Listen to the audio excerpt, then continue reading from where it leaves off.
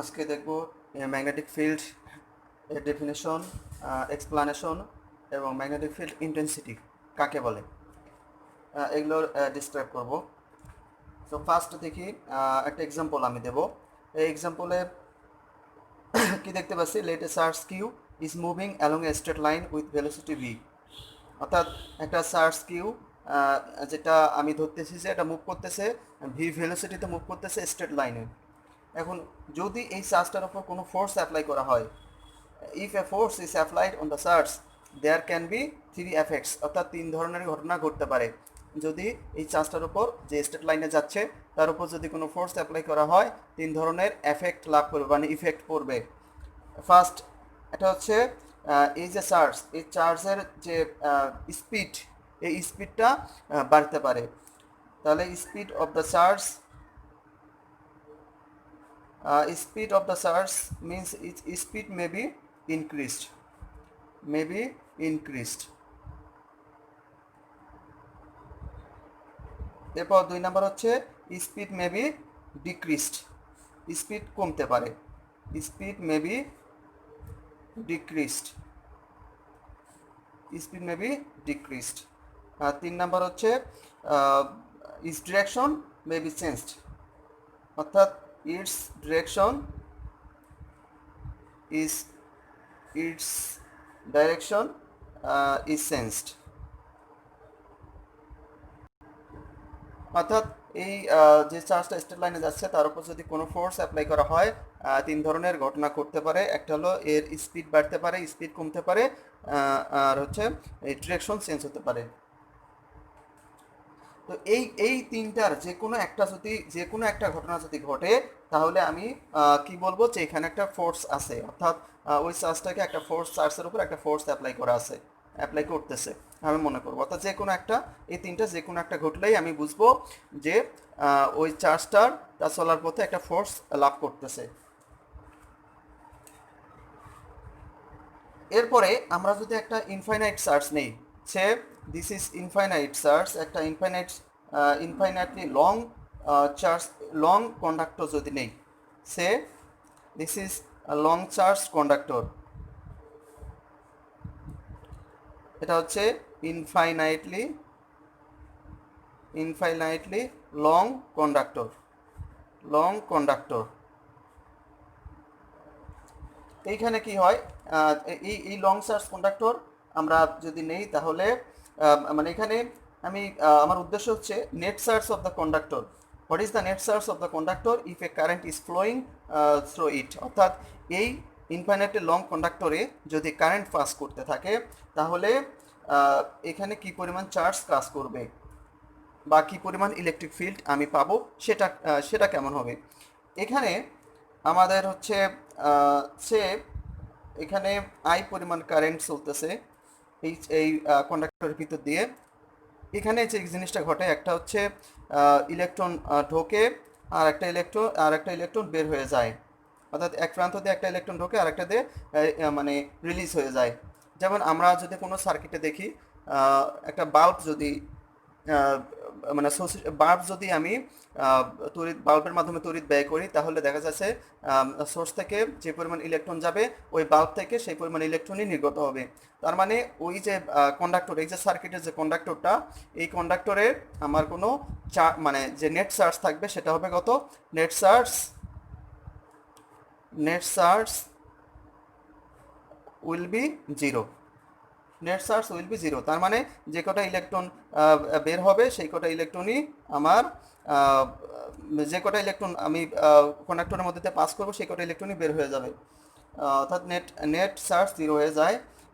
এখন যদি net charge zero হয়ে যায়, তাহলে আমরা জানি ইলেকট্রিক ফিল্ড প্রপোর্শনাল কিউ আপন আর স্কোয়ার।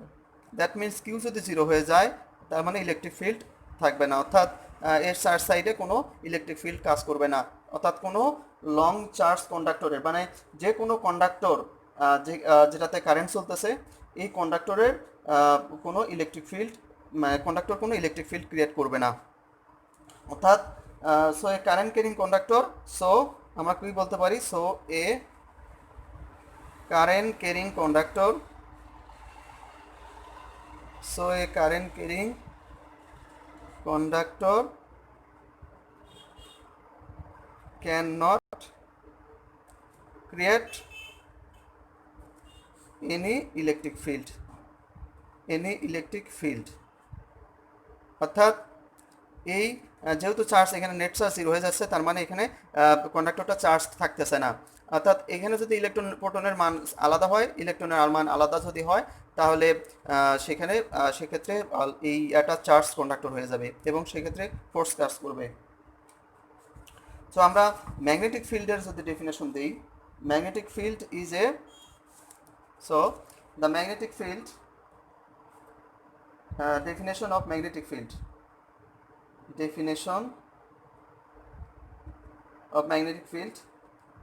তাহলে a magnetic field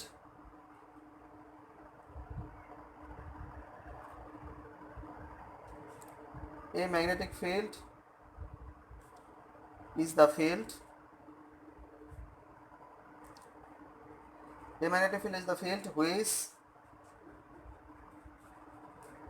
which is able to change the direction of a moving charge, অর্থাৎ একটু আগে আমরা দেখলাম যে কোনো চার্জ যদি স্টার্ট পথে চলে, তাহলে সেখানে যদি ফোর্স থাকে, চার্জটা ডিরেকশন চেঞ্জ হয়ে যায়। তো ম্যাগনেটিক ফিল্ডটা হচ্ছে ওই যে ফোর্সটা, ওখানে যে ফোর্সটা চার্জটা লাভ করতেছে, এই ফোর্সটা এখানে magnetic field. So a magnetic field is the field which is able to change the direction of a moving charge, অর্থাৎ একটা মুভিং চার্জ এর ডাইরেকশন চেঞ্জ করে কে? Magnetic field. অর্থাৎ ওখানে যে ফোর্সটা থাকবে সেটা হচ্ছে ম্যাগনেটিক ফোর্স। এটাকে আমরা আরো একভাবে বলতে পারি ম্যাগনেটিক ফিল্ডটাকে, যে magnetic field is the property in space. Magnetic field is the property in space, অর্থাৎ আমরা এই সংজ্ঞার উপরই থাকি। অর্থাৎ এখানে সেকেন্ড যে ডেফিনেশনটা দিতাম সেটা হচ্ছে যে ম্যাগনেটিক ফিল্ড একটা স্পেসের একটা প্রপার্টি, যেখানে একটা চার্জ যেটা মোশনরত অবস্থায় থাকে, যেটা মানে মুভিংরত অবস্থা থাকে, সেটা একটা ফোর্স লাভ করে, মানে এক্সপিরিয়েন্সেস এ ফোর্স। সো সেটা এই ম্যাগনেটিক ফিল্ডটা is the property of the force, property of the space. এরপর দেখবো হচ্ছে intensity of the magnetic field.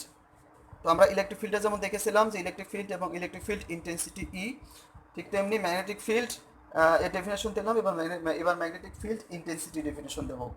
তাহলে intensity of magnetic field, now intensity of magnetic field.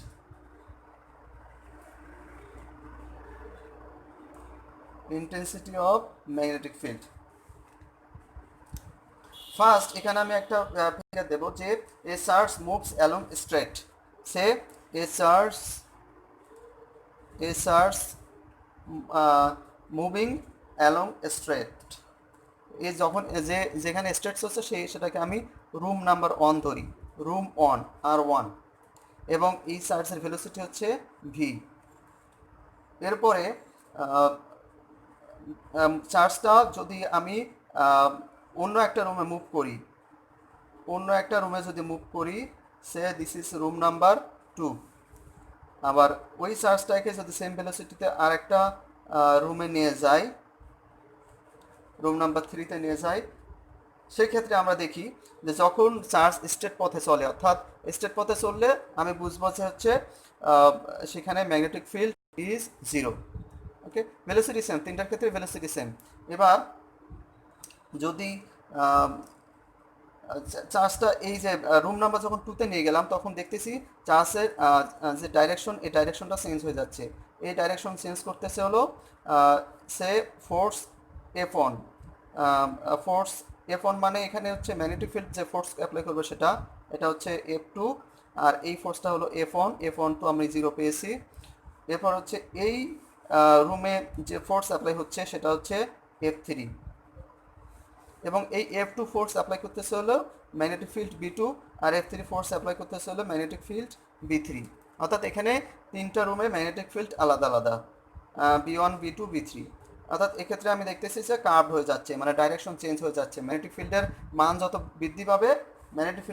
বৃদ্ধি পাবে, সে তত বেশি ফোর্স লাভ করবে।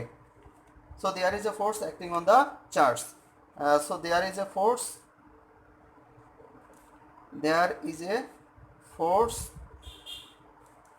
acting on the charge. Large এখানে দেখতেছি ফোর্সের মান যত বাড়ে বেন্ডিং অফ দ্য পাথের মানও তত বাড়তে থাকে। So larger the force, larger the bending of the path, অর্থাৎ ম্যাগনেটিক ফোর্সের মান যত বাড়ে এই পাথটা তত বেন্ড হতে থাকে। We have in all three rooms, এখানে তিনটা রুম ধরেছি, in all three rooms there is a change of magnetic field. আমরা দেখলাম B1 B2 B3 change of magnetic field. We say that the intensity of magnetic field is changing. তার মানে এক্ষেত্রে যেহেতু তিনটা রুমেই ম্যাগনেটিক ফিল্ড ডিফারেন্ট, সেহেতু আমি বলতে পারি যে এখানে ম্যাগনেটিক ফিল্ডের যে ইন্টেন্সিটি সেটা চেঞ্জ হচ্ছে। we have A proportional B, আমরা জানি A proportional B, magnetic field যত বাড়বে তত ফোর্স বাড়তে থাকবে। তার মানে এখানে হচ্ছে আমি দেখতেছি হচ্ছে B1, এখানে দেখতেছি B3 is greater than B2 is greater than B1, অর্থাৎ এই ম্যাগনেটিক ফিল্ডের মানের উপর ডিপেন্ড করে ফোর্স মানে ফোর্স অ্যাপ্লাই করবো, ফোর্স ডিপেন্ড করবে ম্যাগনেটিক ফিল্ডের উপরে। সো এক্ষেত্রে আমি এটা লিখতে পারি, অতএব B3 is greater than B2 is greater than B1, এটা আমি লিখতে পারলাম। এবার আমরা এটা ছিল first case, say intensity of magnetic ফিল্ডের first case, say this is first case. আমি এখন সেকেন্ড কেসে যাব। সেকেন্ড কেসে হচ্ছে let a charge q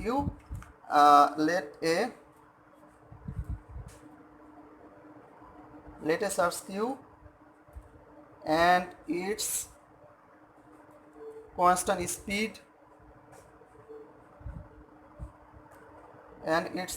speed v is moving along the path shown. অর্থাৎ এখানে তিনটা পাথ দেখানো হবে। সে this is a path, A charge, তাহলে এখানে কিউ, স্পিড হচ্ছে ভি। অর্থাৎ এখানে একটা রুমে আমি একটা রুম ধরবো, যে রুমে যে চার্জগুলো নেব সেই চার্জগুলোর ভেলোসিটি সেম হবে, আর ওই রুমের ম্যাগনেটিক ফিল্ডও সেম থাকবে, কনস্ট্যান্ট থাকবে। তো এক্ষেত্রে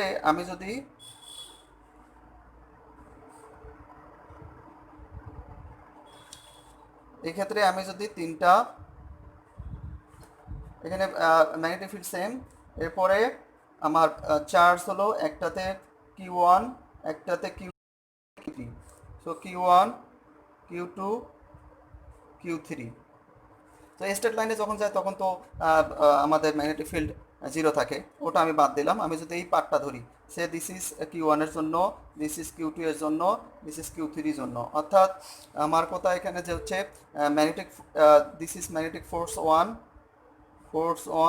magnetic force 2, magnetic force 3। So আমি দেখতেছি যে চার্জের মান যত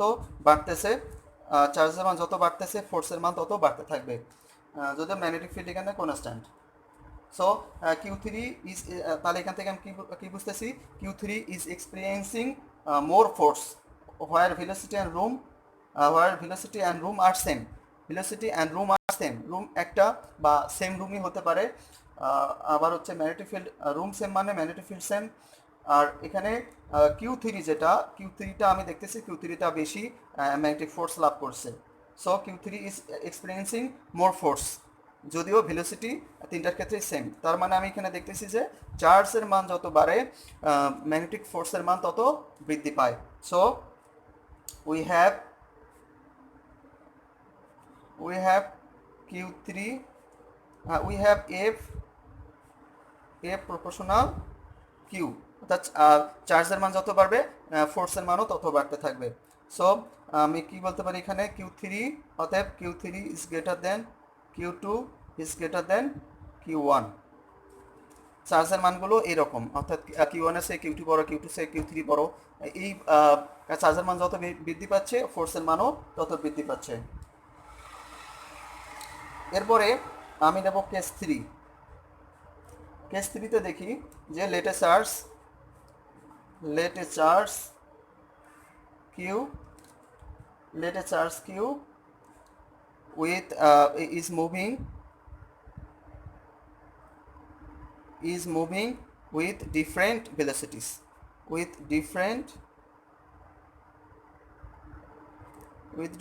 velocities,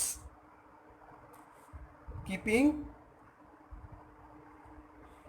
b same, অর্থাৎ সেম রুমে আমরা সেম রুমে একটা চার্জ ডিফারেন্ট ভেলোসিটিতে মুভ করলে ফোর্সটা কিভাবে অ্যাপ্লাই, ফোর্সটা কেমন হয়।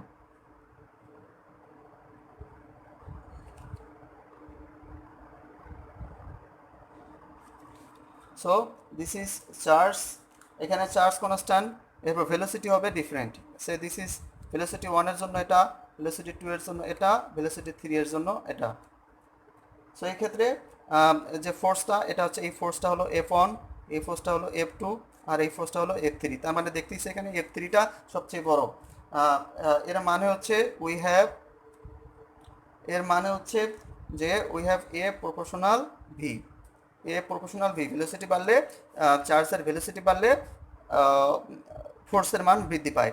এই ক্ষেত্রে কিন্তু সেম রুম মানে বি সেম, আবার বি সেম এবং চার্জও সেম।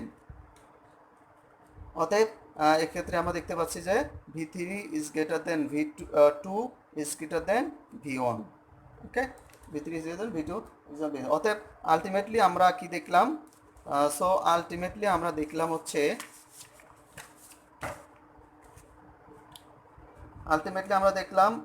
F প্রপোর্শনাল,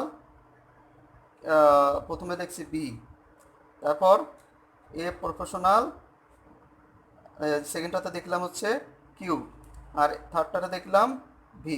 তার মানে আমরা কি লিখতে পারি, যদি তিনটাই যদি পরিবর্তনশীল থাকে তাহলে আমরা লিখতে পারি হচ্ছে এফ প্রপোর্শনাল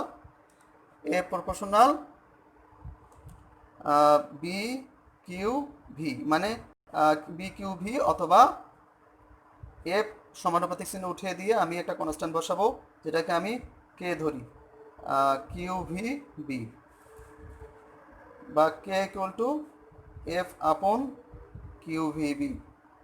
এখন কে এর মান আমরা নর্মালি 1 এখানে পাই, কারণ হচ্ছে যদি কিউ এর মান 1, ভি এর মান 1, if Q equal to 1 coulomb যদি হয়, V equal to 1 metre per second হয়, বি ইকুয়াল টু 1 টেসলা হয়, কারণ ম্যাগনেটিক ফিল্ডের একক টেসলা।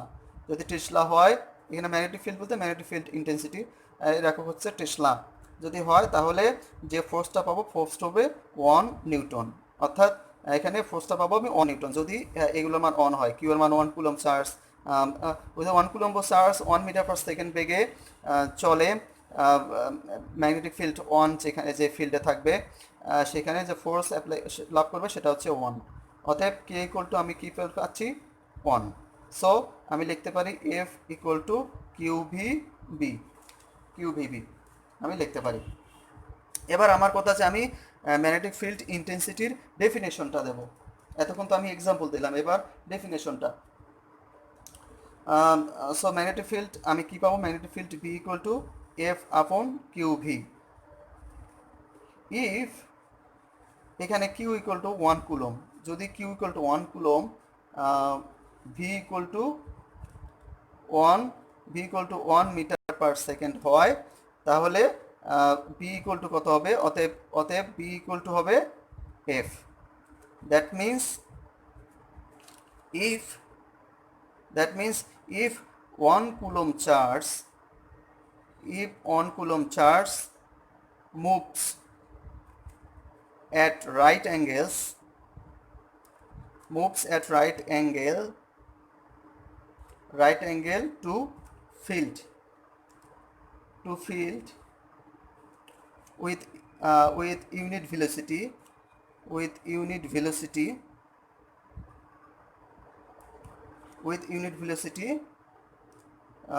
the force, মানে then the force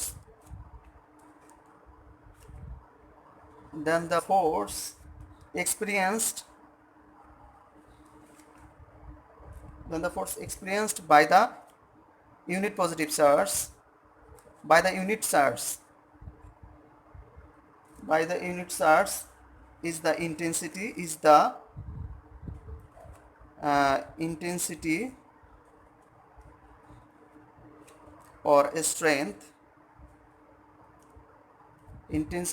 strength of magnetic field B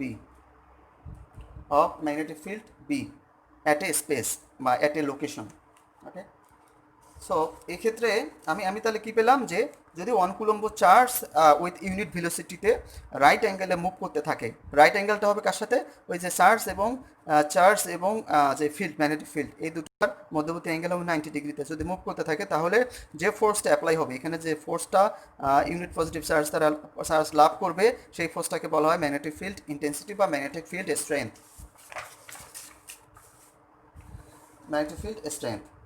তাহলে এক্ষেত্রে আমরা as we know F equal to QVB sin theta, যেখানে থিটা তো মান বললামই আমি।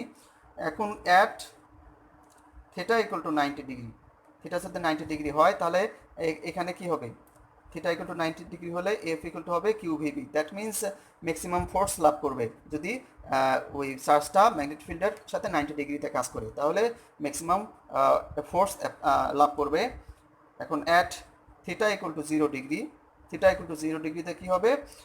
No force, F equal to হবে 0, অর্থাৎ no force, there will be no force because they are parallel. অর্থাৎ ম্যাগনেটিক ফিল্ড এবং চার্জ যদি একটা আরেকটার সাথে প্যারালালে কাজ করে তাহলে কোনো হবে না, কোনো ফোর্স লাভ করবে না। আর যদি এর মাঝে হয়, যেমন 0 এবং 90 ডিগ্রির মাঝে যদি হয়, তাহলে যে পাথ পাবো সেটা হবে হেলিক্যাল পাথ। আর যখন 90 ডিগ্রি হবে সেটা হয়ে যাবে একবারে সার্কুলার পাথ।